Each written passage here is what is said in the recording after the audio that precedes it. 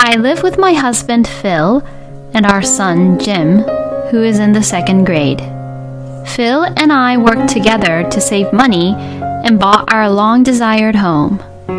Just when I thought I would be able to live happily from now on, an incident happened.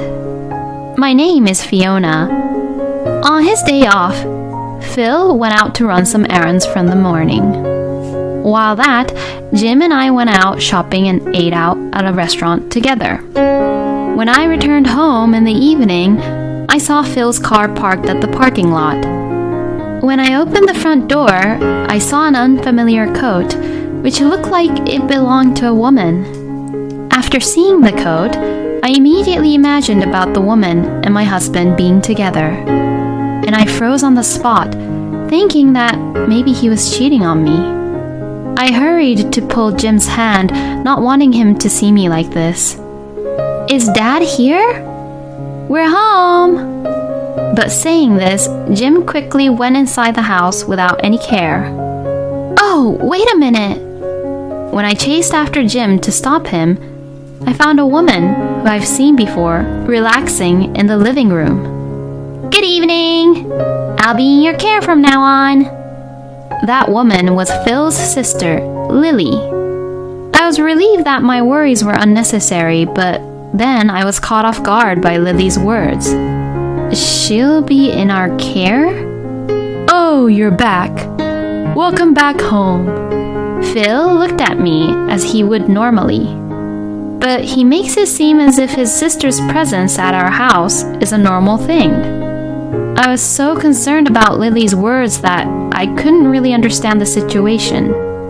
Why is Lily at our house? When I asked the question to Phil, Lily answered, Well, I actually got sick of going to college. So, I quit college and my parents kicked me out. It's terrible of them to kick out their own daughter who has no money. Because of that, Lily has no home to go back to. She has no money, and it's not safe for a girl to go out alone, right? So, I decided to let her live with us.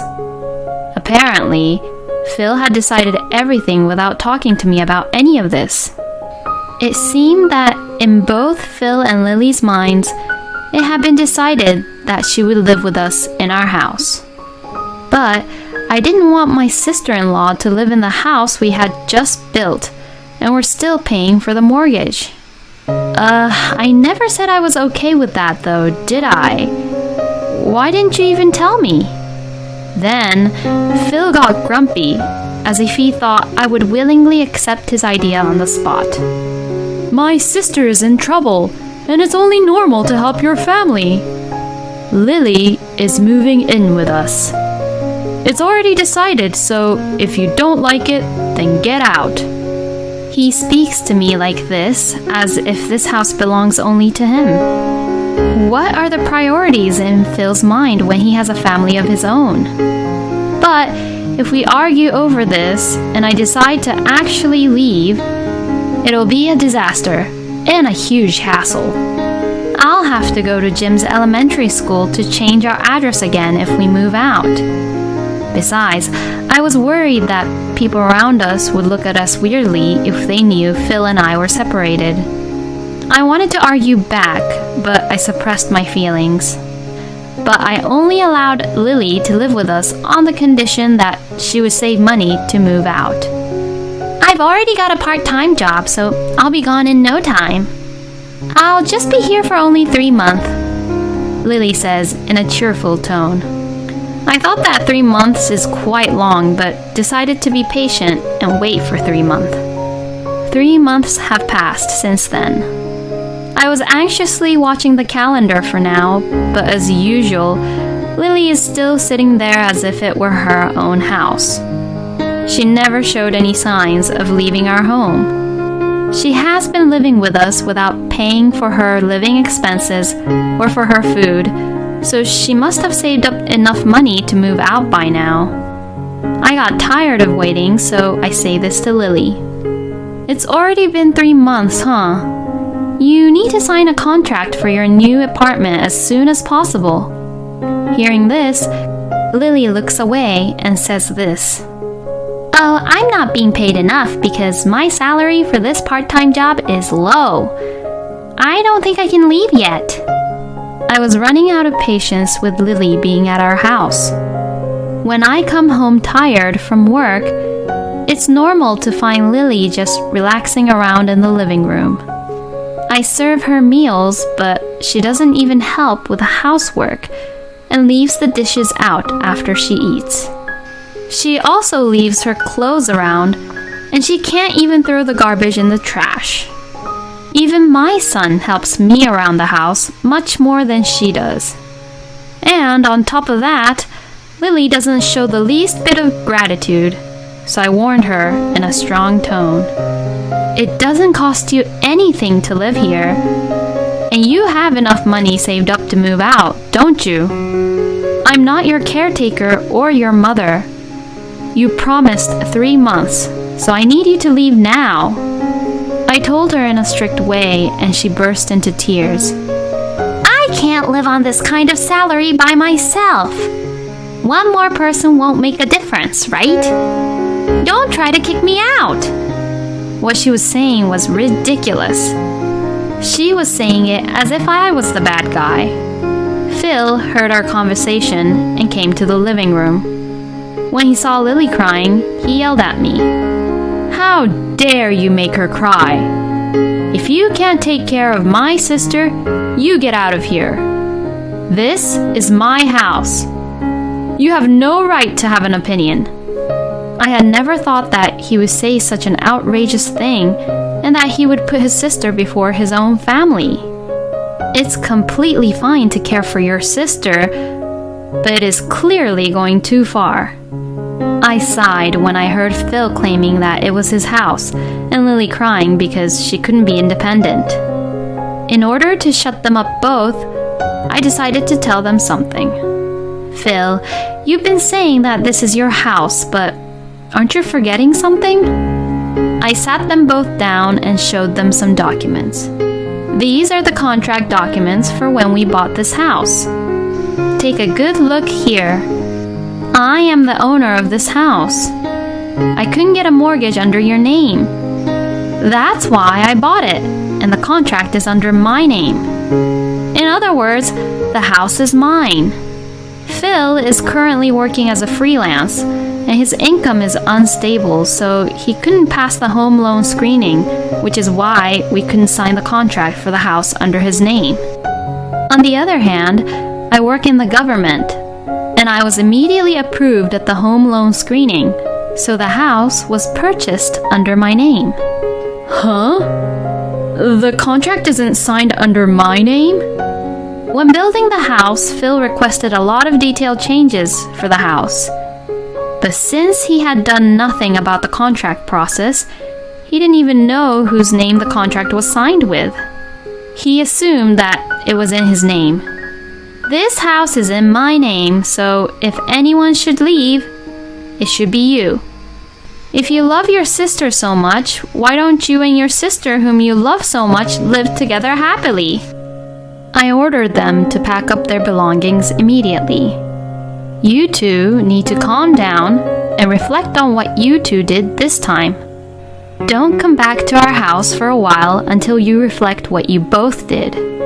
With these words, I kicked them out of the house. Perhaps Phil was shocked to learn that the house was not his, and his shoulders slumped and quietly left the house. So I guess Lily is finally gone. She always had a messy room, so it was annoying me too. I'm sorry, I also kicked your father out too. I know you'd miss him. That's totally fine. I knew that you would one day. I'm glad that you and I can live in a big house together, Mom. Jim has always liked me and wasn't really close with my husband much. Still, I thought he would miss his own dad if he had to be separated from him. But Jim didn't really seem to think anything in particular about Phil being gone. I was relieved that Jim wasn't heartbroken because of this whole fiasco. On that day, we both had pizza for dinner, and for the first time in a long time, we had a pleasant meal together.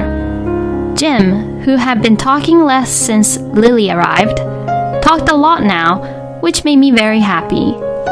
After 2 weeks of living separately with them, Jim came running down the stairs looking panicked. "Oh, what's wrong, honey?" "My precious trading cards are missing. I thought I put them all right here, but none of them are there." Jim's hobby was to collect trading card games. It seems to be popular at his elementary school, and he plays the card games with his friends. Jim has been saving up his allowance to buy trading cards. Some of them were rare trading cards, which are hard to get. He kept those rare trading cards in his treasure box. Jim, who was holding the empty treasure box, looked like he was about to cry. I searched for them with him, but no matter where I looked in the house, I couldn't find it as well. "I worked so hard to collect it, but why is it gone?" After saying that, Jim began to cry. I felt sorry for him because he really cherished them. While I was comforting Jim, I felt a certain strange feeling. Huh? The necklace I left here is gone too. I looked closer and saw that most of my jewelries were gone. Mostly the ones with diamond, and the expensive ones were mainly missing. I wondered if a burglar came into our home. I felt really weird that something so important to me and my son had disappeared. The next day, my work finished early, so I came home at around noon. It's not every day that I finish work early, so I decided to relax until Jim came home. I bought some snacks at a store on the way home and was excited to watch a movie I was interested in. Arriving home in a good mood, I put my hand on the door and found it unlocked. Did I forget to lock the door? No, that can't be right. I always lock the door and then pull the doorknob to make sure it's closed, as it has been a habit of mine. That has been my routine for years, so there was no way I could forget to lock the door. Then I remembered what happened yesterday. There could be a burglar in my house. I thought that the burglar must be in the middle of getting something from our house, and I was about to call the police. As I hid in the shadows and grabbed my phone, I began to hear voices coming from the house. It appeared to be two people talking to each other. Wondering what kind of person the culprits may be, I decided to listen carefully to their conversation. But then, I heard some familiar voices. "It seems like there are no cars left here that sell for high prices anymore." "What about Fiona's bags here? Don't they sell these for high prices?" "That's Goodie's brand bag. They'll definitely sell for a lot.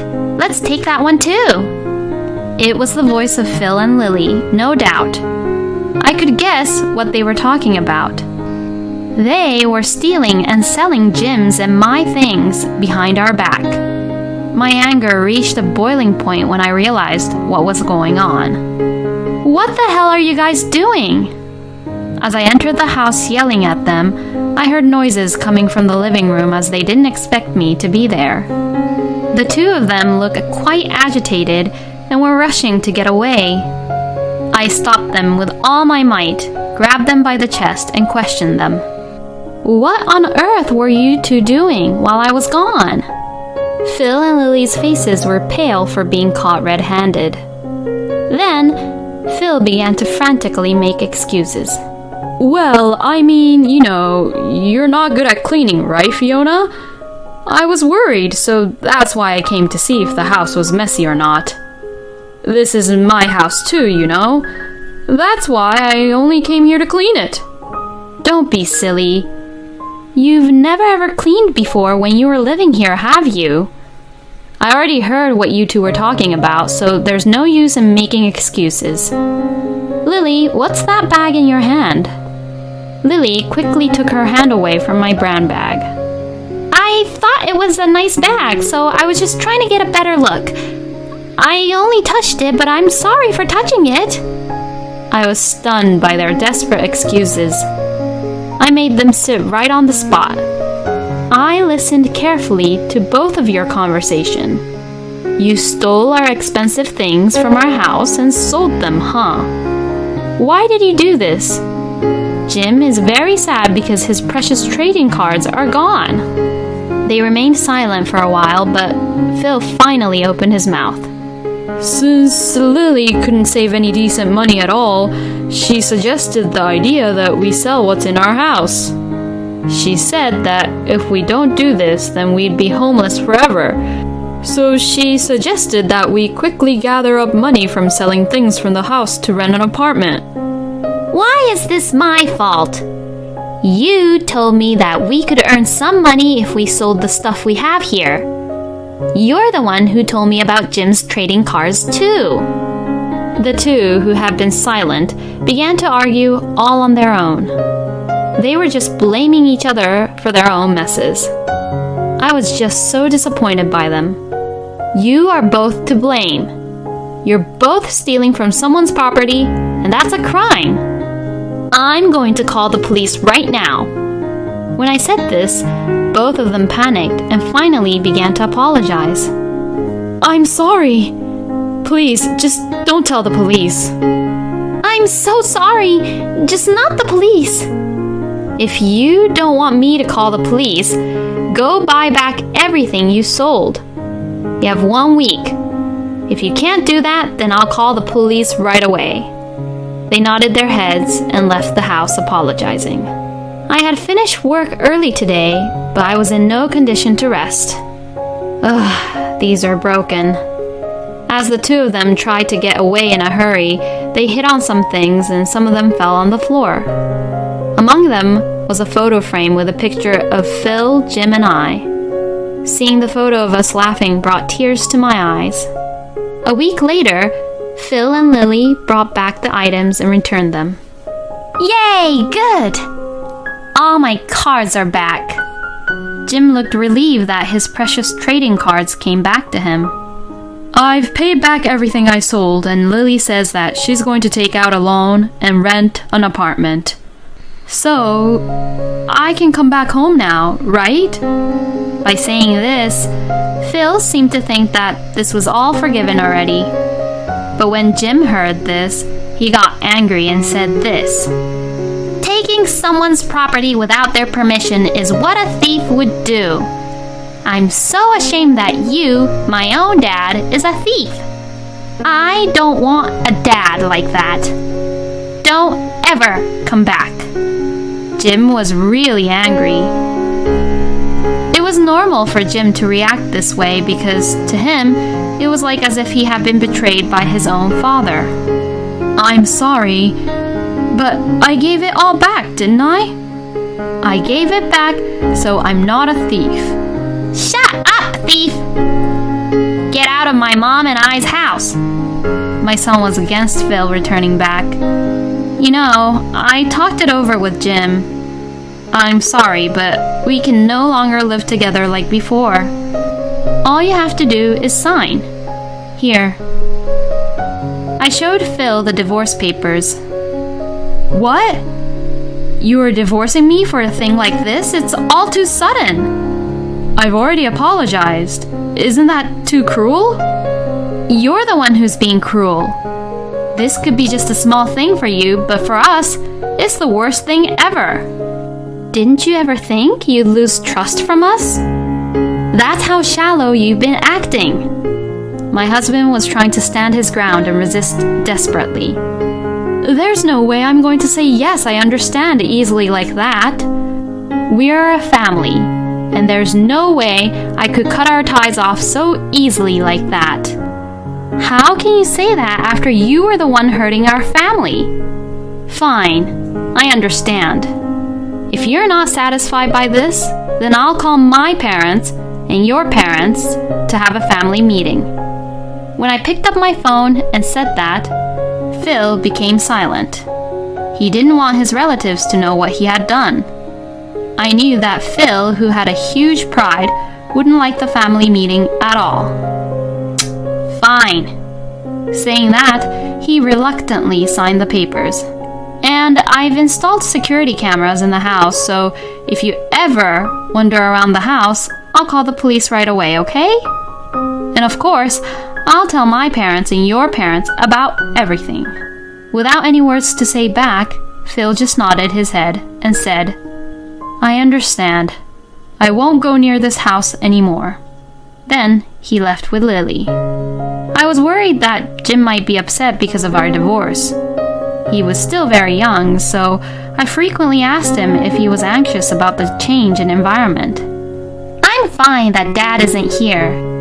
He's a thief, and I didn't even know if he was working properly or not, and he never took care of me. With or without him, it wouldn't make any difference at all." My son seemed to be still holding grudges on the fact that his trading cards was stolen from Phil. My in-laws had offered a visitation for Phil to see his own son, but Jim was adamant about it.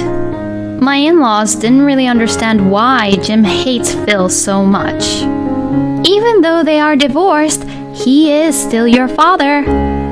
"They're divorced, so don't make me call him as my dad. He's just a stranger to me now. I don't even want to see his face." Jim hated Phil so much that he would say things like this back to them. I told my in-laws that something had happened which I can't talk to you both about, so please don't try to investigate about it. My in-laws wondered about it, but they didn't mention anything beyond that. This is the way it is now, but Jim's mind may change in the future. As his only parent, I will watch over him closely. And as for our family finances, of course, our family income has decreased, but I don't feel much pain. I no longer have to do any house chores for Phil. We are able to live a stress-free life and live within our means. Jim has been very helpful because he is actively doing the house chores so that he won't turn out to be like his own father. I imagine that in the future, he will be a very good husband, unlike Phil. As for Phil and Lily, they both returned to their parents' home together. But the parents were so stunned by the fact that the siblings returned at the same time that they weren't allowed in the house. Furthermore, Phil's performance at his company hit rock bottom, and he was laid off, and now he began working part-time at a fast food restaurant near his parents' house. It seems that every day he is being scolded by his boss, who is way younger than him. This is what Phil and Lily deserves. Phil and Lily are both at their wits' end and have moved into an old apartment where they live together now. As usual, Lily didn't get a regular job, and Phil is supporting her with his small income. I feel a little sorry for Phil now, but it is the result of what he had done. I don't care what happens to them anymore. So as long as they live in harmony, then it should be fine, I guess.